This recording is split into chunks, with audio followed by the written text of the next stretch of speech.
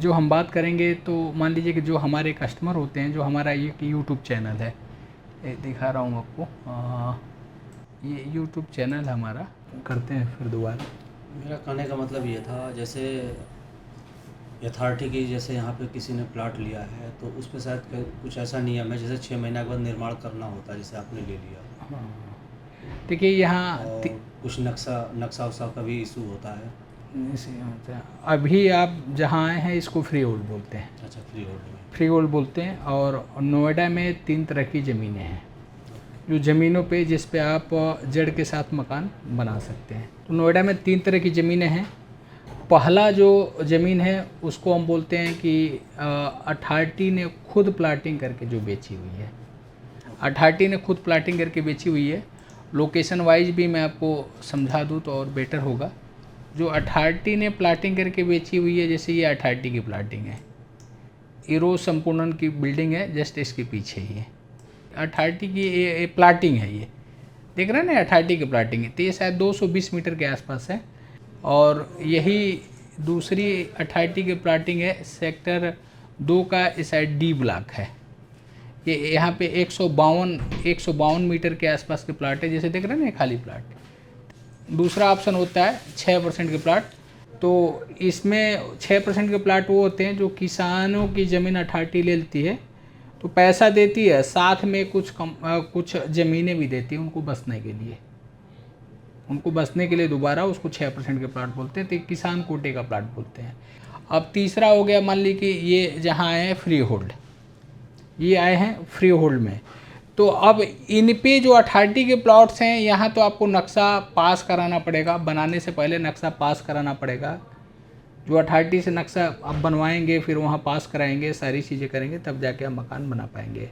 इसमें building bylaws भी follow करना पड़ता है, जैसे आगे आपको इतना छोड़ना है, पीछे आपको इतना छोड़ना है, साइड में आपको इतना छोड़ना पड़ेगा। उसको सेटबैक बोलते हैं, बिल्डिंग बायलॉज होता है हर जगह का, तो उसके हिसाब से आपको मकान बनाना पड़ता है। हमारे एक मित्र ने 63 में ले रखा था, अथॉरिटी का ही था। हाँ हाँ, तो उसमें बाथरूम में कुछ चेंजिंग कर दिए थे, फिर बाद में आके तोड़ गए। वो तोड़ गए ना, ऑब्जेक्शन हो गया, फिर ऑब्जेक्शन हो गया ना। तो मतलब यही है कि वहाँ नक्शा जो आपका पास हो गया उसी के अकॉर्डिंग आपका मकान बनेगा। अगर उससे चेंज करेंगे तो अगर छुपा है तो छुपा है, और नहीं तो ऑब्जेक्शन होगा, कोई ऑब्जेक्शन कर देगा, तो वो वही स्थिति होगी जो आप बता रहे हैं आपका। तो ये सारी चीज़ें अथॉरिटी का। दूसरा, अब तीसरा ऑप्शन जो है फ्री होल्ड में, यहाँ पे आपको कहीं से भी कोई नक्शा पास कराने की ज़रूरत नहीं है। आप अपनी ड्राइंग बनाइए और अपना मकान बनाइए, 100% में निर्माण करिए, कुछ भी छोड़ने की ज़रूरत नहीं है। लेकिन अब जैसे ये बोल रहे थे कि एक चीज़ और मैं बताऊं कि जैसे अब अथॉरिटी का नाम ले रहे थे कि तोड़ देती है, चाहे और अन्य चीज़ों का आप नाम ले रहे थे।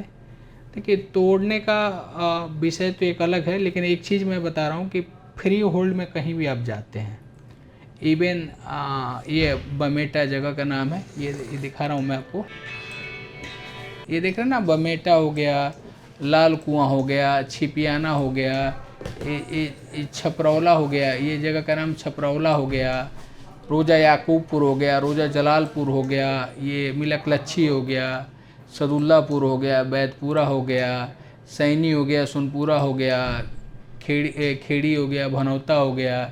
मतलब जहाँ भी ये हो रही है, तो मान लीजिए सारे के सारे एरिया नोटिफाइड एरिया, मतलब नोटिफाइड एरिया के अंदर है। नोटिफाइड एरिया, मास्टर प्लान, अधिसूचित क्षेत्र, यानी तीनों एक ही नाम है, समझिए। अब कोई नोटिफाइड एरिया से बोलता है, नोटिफाइड एरिया मतलब अथॉरिटी का नोटिफाइड एरिया है।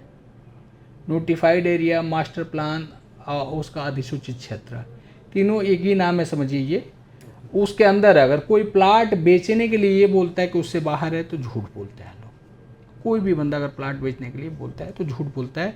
रह गई कि अथॉरिटी चाहती है कि ज़मीनें हमें मिल जाए,